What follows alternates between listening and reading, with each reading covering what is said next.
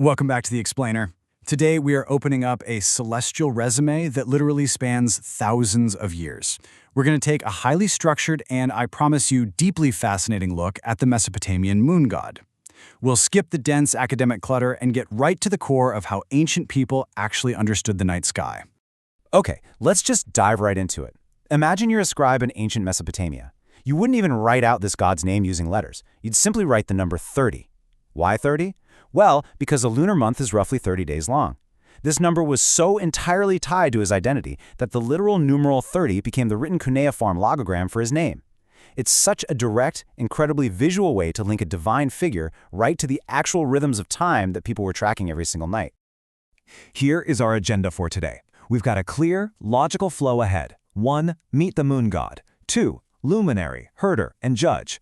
3. The celestial dynasty. 4. The twin cities. 5. Myths and epic journeys. And 6. The fading crescent. Let's get to it.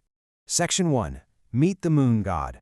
Untangling his names. Because, as you probably know, when you're dealing with ancient Mesopotamia, you rarely just get one name. Now, what's really interesting here is how we can instantly untangle a major point of confusion. You'll often hear him called Nanna, and you'll often hear him called Sin or Suan. Nanna is Sumerian, and Sin is Akkadian. But the crucial takeaway for us is that these are not two competing gods. Nope. Way back, long before cuneiform was even fully invented, these two cultural identities seamlessly merged. So whether a text says Nanna or Sin, they are talking about the exact same lunar deity. And he had some incredible poetic titles, too. My personal favorite is Dilim Babar. Ancient scribes absolutely loved wordplay, and this name translates beautifully to the shining one who walks alone. It just perfectly captures that solitary journey of the moon across the dark sky. But, depending on how you read the ancient signs, it can also translate to the shining bull. You can completely picture an ancient poet looking up at a glowing half-crescent moon and literally seeing a luminous, tilted bull up in the heavens. Moving on to Section 2, Luminary, Herder, and Judge. Let's look at his unexpected roles.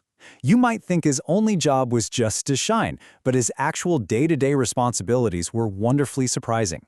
This really illustrates the brilliant contrast at the heart of his character. On one hand, you've got his expected astral role, illuminating the night sky. And by the way, when an eclipse happened, the ancients believed he was being surrounded by 7 evil Utuku demons.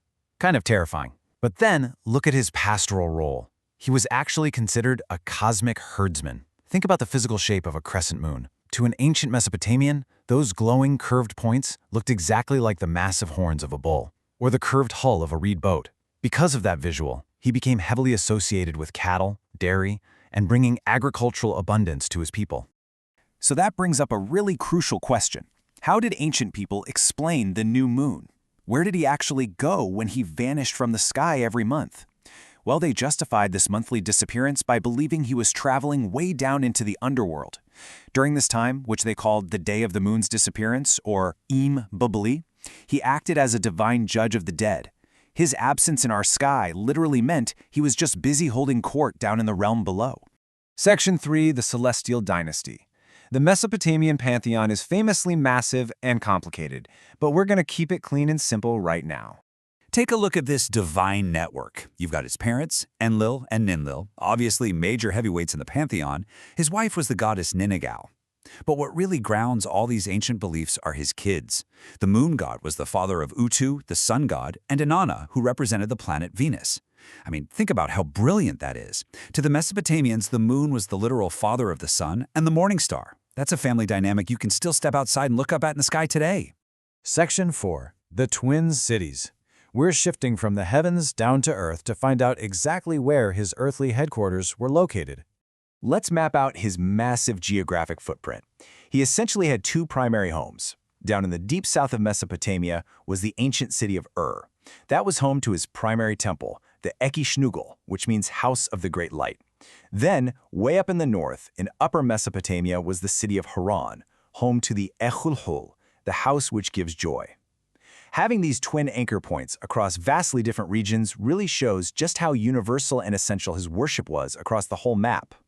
Now, to truly grasp this dense history, we have to attach it to some specific human faces. Meet 2 of his absolute biggest earthly advocates, separated by thousands of years. On the left, we have Enheduanna. She was the daughter of the great king Sargon of Akkad, and served as the high priestess of the moon god in Ur. She's actually one of the earliest named authors in all of human history. Then, on the right, jump way forward to the Neo-Babylonian era, and we have King Nabonidus. Honestly, he was essentially a massive fanboy. He enthusiastically poured incredible resources into reviving the moon god's ancient cults and rebuilding his temples. Section 5. Myths and Epic Journeys. Look, it's one thing to build a temple. It's a whole other thing to tell a great story. Let's see how these ancient worshippers really humanized this celestial body. Let's step through this highly engaging myth, his epic road trip to visit his father, Enlil. So he builds this magnificent ship out of Ibla wood. He packs it to the brim with gifts, cattle, birds, fish, the whole shebang. As he sails up the river, he makes 5 distinct stops where local goddesses actually try to convince him to share his cargo, but he stubbornly refuses every single one. He finally arrives in Nippur, delivers the gifts, and gets a massive blessing for his city, Ur. And what makes this story so cool is that this myth actually mirrored a real-world physical festival, where a literal statue of him was loaded onto a boat and paraded right up the river. All right, our final section, Section 6, the fading crescent. We're going to trace the incredible historical longevity and ultimate fading of his worship. When you chart his historical staying power, it is truly staggering. His cult was firmly established way back in the early dynastic period. It survived the Akkadian Empire with Enlil, and it outlasted the Neo-Babylonian Empire with King Nabonidus. Even thousands of years later, during the Roman period, coins minted in the city of Harran still prominently featured his iconic lunar crescent. He literally survived the rise and fall of countless human empires. At the absolute peak of his revival, during the reign of Nabonidus, we find inscriptions just like this one, declaring him the Lord of the Gods, possessing Enlil's ship, Anu's ship, and Ea's ship. This demonstrates supreme, unmatched power. Nabonidus was effectively declaring that the moon god didn't just casually belong in the pantheon. He was the undisputed king of it, entirely absorbing the powers of the other supreme deities. Which leaves us with a lingering question. We've seen how the Mesopotamians looked at the moon, not just as some dead rock floating in space, but as a shining bowl, a glowing herder's boat, a timekeeper, and a judge. Does this ancient interpretation still influence how we look up at the night sky today? Even if we don't call him Dilimbaber or Sin anymore, that innate human desire to find story, structure, and character in the stars above us is a direct inheritance from these ancient observers. The next time you see a crescent moon, who knows, maybe you'll see the horns of a cosmic bull, just for a second. Thanks for joining me on this explainer, and keep learning.